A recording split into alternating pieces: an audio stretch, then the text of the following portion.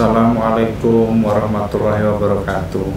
Dalam video kali ini saya akan membahas terkait dengan pemeriksaan segi hukum. Nah, pemeriksaan segi hukum itu ada beberapa hal atau beberapa istilah yang kita kenal. Salah satunya ada legal memory, legal opinion, lalu ada legal audit, ya. Lalu berikutnya ada legal advice, ya. Dari 4 istilah tersebut itu biasa digunakan dalam pemeriksaan segi hukum, baik oleh praktisi hukum, dalam hal ini advokat, ataupun oleh akademisi hukum. Ya, jadi ada 4 istilah tadi. Nah, saya jelaskan satu-satu. Legal memory. Legal memory itu berisi terkait dengan peristiwa-peristiwa hukum. Kalau dalam perkara pidana itu ada kejadiannya, ya, lokasinya di mana, waktunya bagaimana, ya. Lalu kira-kira itu kena pasal apa? Unsurnya memenuhi unsur pidana dalam pasal apa, dalam undang-undang apa. Nah, itu. Jadi jelas itu harus berisi kronologi. Ya. Siapa yang diperiksa dalam hal ini? Yang diperiksa adalah orang yang mengajukan pemeriksaan, bisa dari orang yang melakukan tindak pidana atau orang yang dirugikan dalam hal ini, ya, orang yang dirugikan. Nah, orang yang dirugikan bisa saja berwujud reh person atau berwujud natur reh person, berwujud badan hukum atau berwujud orang perorangan. Nah, yang dirugikan, pihak yang dirugikan dalam hal ini itu bisa mengajukan. Nah, dalam legal memory itu jelas mulai awal terkait dengan datanya diisi di situ, data apa yang mengajukan tadi, ya, datanya seperti apa, lalu kejadiannya bagaimana, apakah memenuhi unsur tindak pidana ataukah tidak, lalu lokasinya di mana, begitu ya. Nah, hanya sebatas terkait dengan itu saja. Nah, siapa yang melakukan pemeriksaan tadi sehingga muncul legal legal memo, ya, atau legal memorandum, itu bisa akademisi hukum, bisa mahasiswa hukum, bisa ahli hukum, ya, bisa juga orang yang berpengetahuan hukum, ya, tetapi tidak dilakukan oleh praktisi hukum. Kalau legal memo atau memori, legal memory, ya. Nah, berbeda dengan legal audit. Legal audit itu audit hukum, pemeriksaan segi hukum yang sama, hampir sama seperti legal memo, ya, tetapi harus lebih spesifik lagi dijelaskan, ya, peristiwanya itu, perbuatan hukumnya seperti apa. Kalau ada kejadian hukum, ada akibatnya bagaimana, ya, begitu. Hanya sampai pada itu saja. Bagaimana akibat hukumnya, mulai dari awal kronologi sampai akhir akibatnya. Kalau legal audit, audit segi hukum, resikonya bagaimana. Misalkan dalam suatu perusahaan dilakukan pemeriksaan segi hukum atau legal audit, ya, atau audit segi hukum. Nah, itu diperiksa berkas-berkasnya, perusahaannya, ya, ada tidak yang tidak legal di situ, ada tidak yang bertentangan dengan norma di situ, bertentangan dengan hukum di situ, ada nggak yang belum didaftarkan di situ.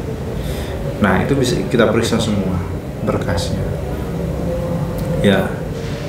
Itu disebut legal audit. Legal audit dilakukan oleh siapa? Dilakukan oleh seorang praktisi hukum, atau biasa disebut dengan legal due diligence, uji tuntas, ya, hanya diperiksa tuntas saja. Apa saja ini yang kurang terpenuhi, apa saja yang tidak terpenuhi di situ di dalam legal audit. Nah, kalau dalam perkara pidana yang melakukan audit tadi, nah, itu pihak yang minta diperiksa tadi, kita lihat kronologinya benar tidak berkaitan dengan tindak pidana.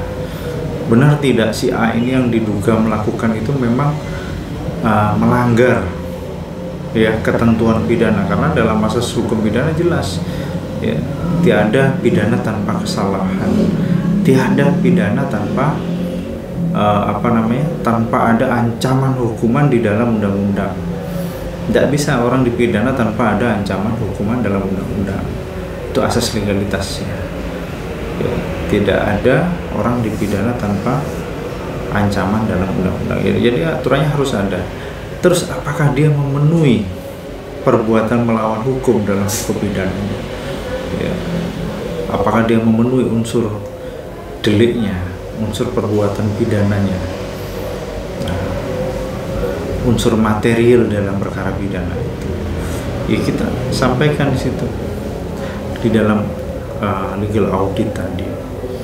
Legal audit tadi kita sampaikan, oh perbuatan ini memenuhi unsur ini, perbuatan ini misalkan ada unsur tipuan, memenuhi unsurnya, dia melakukan kesengajaan ya untuk menipu, ada mens reanya, ada niat jahatnya ya, ada yang ditipu, ada korbannya, ada nilai kerugiannya.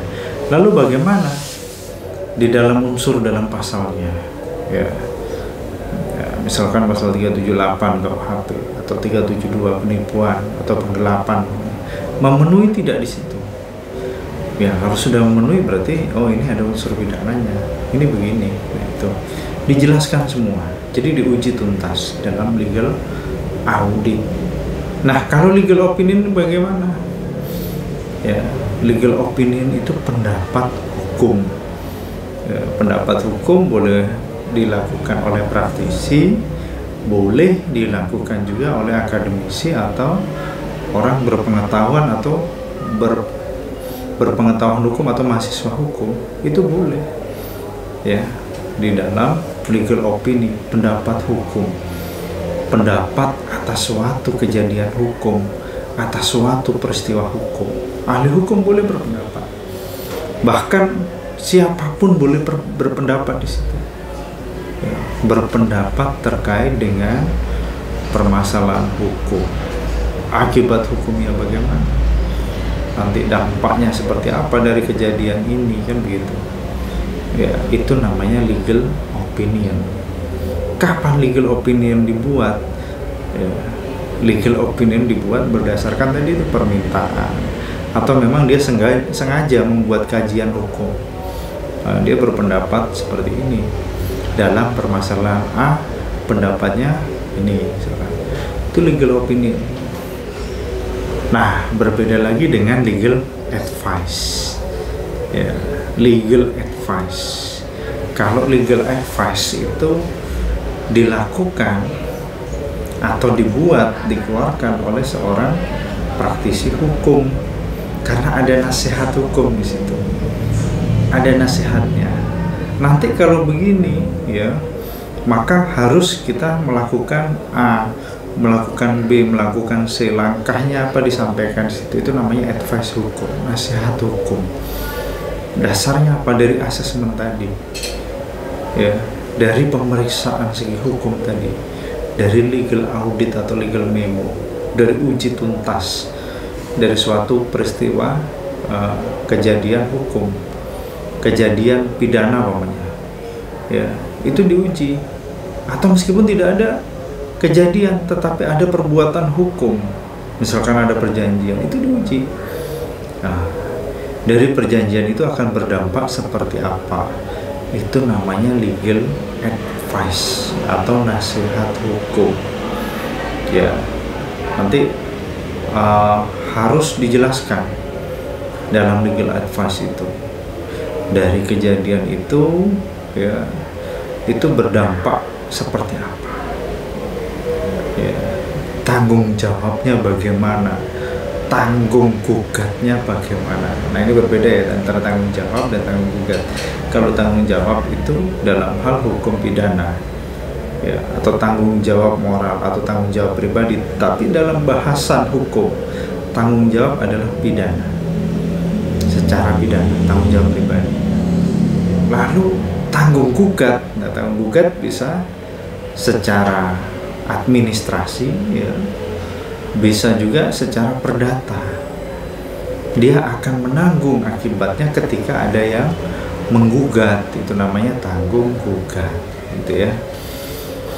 Nah, demikian video saya kali ini, ya. Ketika ada pertanyaan, kritik, saran, ataupun konsultasi, silahkan ketik di kolom komentar. Saya akhiri, terima kasih banyak. Wassalamualaikum warahmatullahi wabarakatuh.